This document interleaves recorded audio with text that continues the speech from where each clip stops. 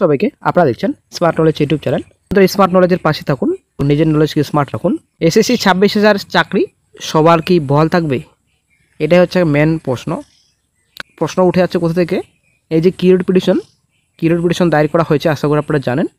তো মোটামুটি 4-5 খানার উপর কিন্তু কিউরিড পিটিশন দায়ের করা হয়েছে, যদিও আপডেট দেওয়া হয়েছে চ্যানেলে। তো বর্তমান সিজিআই স্যার, আশা করি আপনারা জানেন 6 মাস অন্তর অন্তর কিন্তু সিজিআই পরিবর্তন হচ্ছে। তো বর্তমান সিজিআই স্যার কিন্তু অবসর গ্রহণ করেন। তো পরবর্তী সিজিআই কেমন হবে এবং পরবর্তী সিজিআই কবে নাগাদ বসছেন, আজকে এই ভিডিওতে আলোচনা করা হবে। এবং এই যে বর্তমান CGI chief justice sir B.R.. Gavai sir, তো উনি কি কিউরিড পিটিশন দেখবেন? তো রায় কি দিতে পারবেন? এটা হচ্ছে ব্যাপার। তো কতদিন সময় রয়েছে বর্তমানে এখন সিজিআই স্যারের? তো পরবর্তী সিজিআই কে হবেন, কোন কোন রায় এর আগে দিয়েছেন যিনি হবেন সিজিআই বর্তমানে? তো জনস্বার্থ মামলা দায়ের করা হয়েছে, আশা করি আপনারা জানেন। তো যোগ্যদের চাকরি কি ফিরবে? এই যে জনস্বার্থ মামলা দায়ের করা হয়েছে, তো 29 তারিখে একটা মামলা শুনানি রয়েছে। তো 26,000 সবার কি বহাল থাকবে চাকরি, নাকি শুধুমাত্র যোগ্যদের? কিউরিড পিটিশন দায়ের হয়েছে। তো বন্ধুরা, আশা করি আপনারা জানেন এই যোগ্যদের চাকরি ফেরানোর জন্য কিন্তু জনস্বার্থ মামলা দায়ের করা হয়েছে। তো আপনারা অনেক শিখতে পাচ্ছেন, ডায়েরি নাম্বার এখানে রয়েছে। তারপর সারনদিত্য ভার্সেস ইউনিয়ন অফ ইন্ডিয়া, তো ডায়েরি নাম্বার এখানে দেওয়া রয়েছে। কেসটি ফাইল করা হয়েছিল 17/7/25। তারপর চলে আসছে নেক্সটে, এখানে কেস নাম্বার দেওয়া রয়েছে, ভেরিফাইড হয়েছে 25/9/25 তারিখে। এখানে সিআর নাম্বার দেওয়া রয়েছে।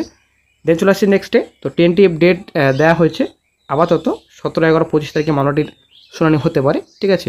তো টেন্টেটিভ দেওয়া রয়েছে, হয়তো ডেট এগোতে পারে, হয়তো ডেট পিছোতে পারে।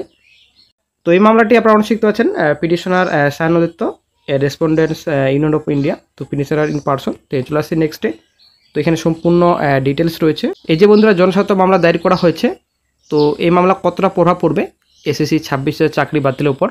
কারণ মামলা দায়ের করা হয়েছে চাকরি যেন সবার ফিরে, বিশেষ করে যোগ্যদের। তো কী হবে ফিউচারে, সেটাই কিন্তু দেখার বিষয়। চলে আসছে নেক্সটে, এখানে ডায়েরি নাম্বার দেওয়া রয়েছে Bibek Paria versus the state of West Bengal. তো ডায়েরি নাম্বার রয়েছে এখানে, কেসটিকে ফাইল করা হয়েছিল 18/8/25 তারিখে। তারপর কেস নাম্বার এখানে দেওয়া রয়েছে, এটা এসএলপি, ঠিক আছে। 21/8/25 তারিখে কিছু ভেরিফাইড হয়েছিল। তো সিআর নাম্বার এখানে দেওয়া রয়েছে, প্রেজেন্ট লাস্ট লিস্টেড 29/10/25। তো আগামী 29/10/25 তারিখে কিন্তু মামলাটি কোর্টে উঠতে চলেছে। কী হবে মামলার রায়, সেটা হচ্ছে ব্যাপার। Honourable mister justice Sanjay Kumar sir এবং অনারেবল মিস্টার জাস্টিস অলোক আরাদের বেঞ্চে কিন্তু মামলাটি শুনানি হতে চলেছে। তো সিএল নাম্বার 19, আশা করা যায় মামলাটি কোর্টে উঠবে। কারণ ব্যাপারটা হচ্ছে এসএসসির সব মামলা কিন্তু কোর্টে উঠে, কিন্তু মামলা কিন্তু ম্যাক্সিমাম খারিজ হয়। তো ম্যাক্সিমাম খারিজ হওয়ার কারণ অনেক রয়েছে, কারণ এই যে এসএসসি নিয়োগ প্রসেস সেকেন্ড এসএলএসটি, তো কোনো রকম যেন বাধা না আসে, তার জন্য কিন্তু জাস্টিস সঞ্জয় কুমার স্যার উনি কিন্তু ভাবনা চিন্তা করে রায় দিচ্ছেন। তো আপনারা শিখতে পাচ্ছেন 29/10/25 তারিখে মামলাটি লিস্টেড রয়েছে। 29/10/25 তারিখে মামলাটি শুনানি হবে। তো আমরা যদি একটু আর্লিয়ার কোর্ট ডিটেলস দেখি, তো এখানে সম্পূর্ণ ডিটেলস রয়েছে। তো এই যে এখানে ম্যাট নাম্বার রয়েছে এবং অর্ডার ডেট রয়েছে 16/7/25। এই 16/7/25 তারিখের যে রায় ছিল, সেই রায়কে কিন্তু চ্যালেঞ্জ করা হয়েছে। তো আমরা যদি একটু ট্যাগ ম্যাটার্সে দেখি, তো ট্যাগ ম্যাটার্সে কিন্তু অনেক ম্যাটার কিন্তু ট্যাগ করা হয়েছে, ঠিক আছে। তো মোটামুটি 30+ ম্যাটার্স কিন্তু ট্যাগ করা হয়েছে, কেস কিন্তু ট্যাগ করা হয়েছে, ঠিক আছে। তো অনেক এখানে মামলা রয়েছে, তো মোটামুটি 30+ কিন্তু ম্যাটার্স ট্যাগ করা হয়েছে এই মামলায়। আপনারা শিখতে পাচ্ছেন কেসের এখানে ডায়েরি নাম্বার রয়েছে Abhijit Sadhu Khan versus the state of West Bengal. তো ডায়েরি নাম্বার এখানে দেওয়া রয়েছে, কেসটিকে ফাইল করা হয়েছিল। তো এখানে সম্পূর্ণ ডিটেলস রয়েছে। তো এটা কিউরিড পিটিশন, ঠিক আছে। সিআর নাম্বার এখানে দেওয়া রয়েছে। তো বন্ধুরা, মোটামুটি 4 থেকে 5 খানার উপর কিন্তু কিউরিড পিটিশন দায়ের হয়েছে অলরেডি, ঠিক আছে। তো petitioner Abhijit Sadhu Khan, then the state of West Bengal, এখানে পিটিশনার অ্যাডভোকেট নেম রয়েছে। তো চলে আসছে নেক্সটে আর্লিয়ার কোর্ট ডিটেলসে। আর্লিয়ার কোর্ট ডিটেলসে কী ডিটেলস রয়েছে এখানে আমরা একটু দেখে নিচ্ছি। তো আপনারা শিখতে পাচ্ছেন সেল নাম্বার রয়েছে, কোর্ট নাম্বার এখানে রয়েছে, এজেন্সি কোড রয়েছে, কেস নাম্বার এখানে দেওয়া রয়েছে। তো অর্ডার ডেট 5/8/25, এই যে অর্ডার দেওয়া হয়েছিল 5/8/25 তারিখে, তো সেই অর্ডারকে চ্যালেঞ্জ করা হয়েছে, ঠিক আছে। তো আপনারা দেখবেন কিউরিড পিটিশনে কিন্তু বেশিরভাগই, ঠিক আছে। তো বর্তমানে সবই বলা চলে 5/8/25 তারিখের অর্ডার কিন্তু চ্যালেঞ্জ করা হচ্ছে। তো এই যে 5/8/25 তারিখে কী রায় দেওয়া হয়েছিল, তো আমরা একটু যদি দেখি, আপনারা শিখতে পাচ্ছেন ডায়েরি নাম্বার এখানে দেওয়া রয়েছে।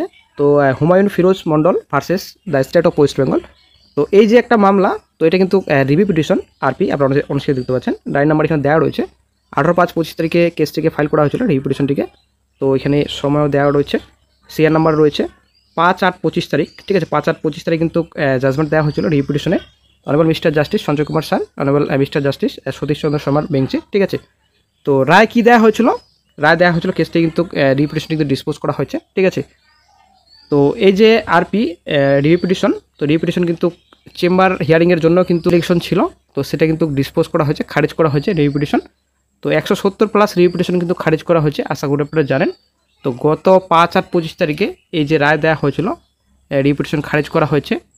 তো চাকরির জন্য যোগ্যদের বহাল থাকে, তো এই বিষয়ে কিন্তু একটা পিটিশন দায়ের করা হয়েছিল যেন রায়ের জন্য মডিফিকেশন করা হয় কিছু। তো রিভিউ পিটিশন কিন্তু খারিজ করে দেওয়া হয়েছে। এই গত 5 আর 25 তারিখের রায়ের উপরেই কিন্তু বর্তমানে এখন রিভিউ পিটিশন দায়ের করা হচ্ছে, ঠিক আছে। তো বর্তমান যিনি বিচারপতি রয়েছেন বি.আর. গবাই স্যার, উনি কিন্তু আগামী 23 নভেম্বর অবসর নিচ্ছেন, ঠিক আছে। তো বিচারপতি সূর্যকান্ত দেশের সবচেয়ে প্রবীণ বিচারপতি রূপে বিচার বিভাগের দায়িত্ব গ্রহণ করবেন আশা করা যায়। তো হরিয়ানার হিসার থেকে দেশের সর্বোচ্চ বিচার বিভাগীয় পদে উন্নীত হওয়া বিচারপতি সূর্যকান্তের গল্প খুবই অনুপ্রেরণাদায়ক। একজন সাধারণ পরিবার থেকে আসা এই বিচারপতি তার কঠোর পরিশ্রম, সততা এবং ন্যায় বিচারের প্রতি আবেগ দিয়ে সুপ্রিম কোর্টে পা রাখেন। তিনি এখন 24 নভেম্বর 2025 তারিখে ভারতের পরবর্তী প্রধান বিচারপতি সিজিআই হবেন আশা করা যায়। 2027 সালের ফেব্রুয়ারি পর্যন্ত এই পদে অধিষ্ঠিত থাকবেন।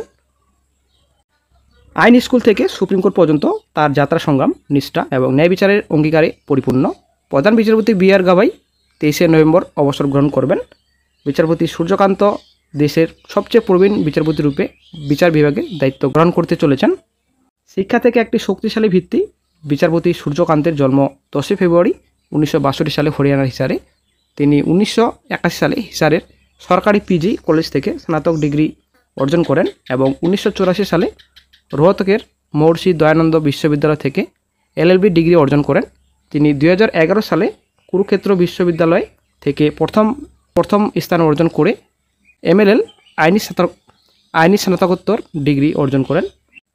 সাংবিধানিক ও বিচার বিশেষজ্ঞ। 1984 সালে তিনি হিসার জেলা আদালতে আইন অনুশীলন শুরু করেন এবং শীঘ্রই 1925 সালে পাঞ্জাব ও হরিয়ানা হাইকোর্টে প্র্যাকটিসের জন্য চণ্ডীগড়ে স্থানান্তরিত হন। তিনি সাংবিধানিক, দেওয়ানি এবং চাকরি সংক্রান্ত বিষয়ে বিশেষজ্ঞ ছিলেন এবং বেশ কয়েকটি বিশ্ববিদ্যালয়, বোর্ড এবং ব্যাংকের আইন উপদেষ্টা হিসাবে দায়িত্ব পালন করেন। হাইকোর্ট থেকে সুপ্রিম কোর্ট ওকালতের ক্ষেত্রে নিজের দক্ষতার কারণে তিনি পাঞ্জাব ও হরিয়ানা হাইকোর্টে অ্যাডভোকেট জেনারেল নিযুক্ত হন। 2004 সালে তিনি একজন বিচারক নিযুক্ত হন এবং পরে হিমাচল প্রদেশ হাইকোর্টের বিচারপতি হন। তার স্পষ্ট চিন্তাভাবনা, নিরপেক্ষ রায় এবং সুবেচক দৃষ্টিভঙ্গি তাকে সুপ্রিম কোর্টে নিয়ে যায়। বিচারপতি সূর্যকান্তকে এমন একজন বিচারক হিসেবে বিবেচনা করা হয় যার সিদ্ধান্ত সংবেদনশীলতা এবং সংবিধান উভয়কেই প্রতিফলিত করে। তিনি সমাজের দুর্বল অংশ এবং সাধারণ নাগরিকদের অধিকার রক্ষা করে বেশ কয়েকটি গুরুত্বপূর্ণ মামলার যুগান্তকারী রায় দিয়েছেন। 24 নভেম্বর 2025 তারিখে ভারতের 52তম প্রধান বিচারপতি রূপে তার দায়িত্ব গ্রহণ বিচার বিভাগে শক্তি এবং আশার এক নতুন যুগের সূচনা হতে চলেছে। তার নিয়োগ কেবল হরিয়ানা নয়, সমগ্র দেশের তরুণদের জন্য অনুপ্রেরণা, যা দেখিয়ে দেয় যে ছোট শহর থেকে মহান কিছু অর্জন করা সম্ভব। তো আশা করি আপনারা বুঝতে পারলেন। আগামী 23 নভেম্বর কিন্তু অবসর নিচ্ছেন বর্তমান বিচারপতি বি.আর. গবাই স্যার। তারপর হয়তো 24 তারিখ থেকে নতুন বিচারপতি, নতুন সিজিআই সূর্যকান্ত স্যার উনি কিন্তু দায়িত্ব নিতে চলেছেন। মানে এখন একটাই প্রশ্ন যে বর্তমান যিনি সিজিআই রয়েছেন বি.আর. গবাই স্যার, তো উনি কি রিট পিটিশন দেখবেন? তো বেশি দিন কিন্তু আর সময় নেই, মাসখানেক মতো সময় রয়েছে। এই মাসখানের মধ্যে কি রিট পিটিশন দেখবেন উনি? তো যেহেতু রিট পিটিশন অনেকটা লং প্রসেস, তো অনেকটা সময় লাগতে পারে রিট পিটিশনে, তো অনেকটাই লেন্থি প্রসেস, ঠিক আছে, অনেকটাই কিন্তু বড় ব্যাপার, তো অনেকটাই কিন্তু সময় লাগে লং প্রসেস রিট পিটিশনে। তো হয়তো বর্তমান যিনি বিচারপতি রয়েছেন উনি কিন্তু রিট পিটিশন নাও দেখতে পারেন, কারণ সময় খুব কম। তো পরবর্তী সিজিআই স্যার উনি হয়তো এই রিট পিটিশন দেখতে পারেন। তো কী হবে 26,000 প্যানেলের ভবিষ্যৎ, এটাই এখন আবারও প্রশ্নবোধক চিহ্ন। কারণ একটা কিন্তু আশা ছিল, কারণ যিনি সিজিআই রয়েছেন বি.আর. গবাই স্যার উনি কিন্তু অনেক রায় পজিটিভ দিয়েছেন, আশা করে আপনারা জানেন শিক্ষাক্ষেত্রে। এই যে রিসেন্ট ইউপির একটা রায়, তো 8 বছর চাকরি করার পর কেন চাকরি বাতিল হবে, ঠিক আছে। তো তারপর ঝাড়খণ্ডের রায় তো আশা করি আপনারা জানেন যে কমিশনের ভুলে কেন কারো চাকরি যাবে। এ কয়েকটি রায় কিন্তু সিজিআই স্যার অনেকটাই পজিটিভ রায় দিয়েছেন। তো অনেকটাই আশা চাকরি হারাদের যে বর্তমান যিনি বিচারপতি রয়েছেন সিজিআই রয়েছেন, তো উনি হয়তো এই রিট পিটিশন দেখতে পারেন, অনেকটাই হয়তো পজিটিভ রিপ্লাই আসতে পারে। চাকরি হারাতে কিন্তু বর্তমান এটাই আশা। কিন্তু রিট পিটিশন যেহেতু একটা লং প্রসেস, তো বর্তমান যিনি বিচারপতি রয়েছেন উনি কি এই রিট পিটিশন দেখবেন? আসলে কিন্তু প্রশ্নবোধক চিহ্ন। ইউপি এবং ঝাড়খণ্ডের রায়ের পরেই কিন্তু অনেক আশা জাগছিল মনে চাকরি হারাদের, যে হয়তো আমাদেরও পিটিশনের রায় একটা পজিটিভ রায় আসতে পারে, একটা কিন্তু আশা ছিল চাকরিহারাদের। তো সেটা আশাই থাকবে নাকি একটা গুরুত্বপূর্ণ আপডেট পাওয়া যাবে ফিউচারে, কারণ যেহেতু মাসখানেক মতো সময় রয়েছে আরও, এই মাসখানের মধ্যে যদি একটা গুরুত্বপূর্ণ আপডেট পাওয়া যায় তো দেখা যাক কী গুরুত্বপূর্ণ আপডেট ফিউচারে পাওয়া যায়। যখনই গুরুত্বপূর্ণ আপডেট পাওয়া যায় সঙ্গে সঙ্গে আপডেট দিয়ে দেওয়া হবে।